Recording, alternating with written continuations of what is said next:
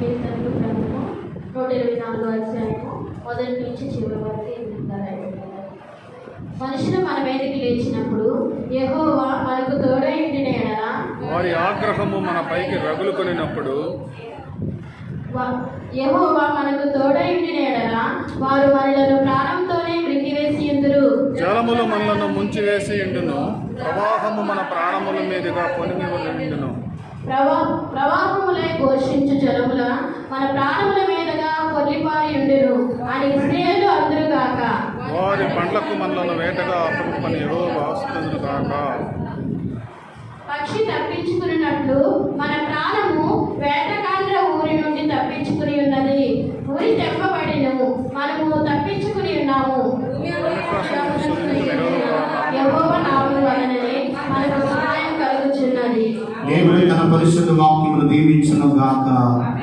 ఆమేన్. హల్లెలూయా.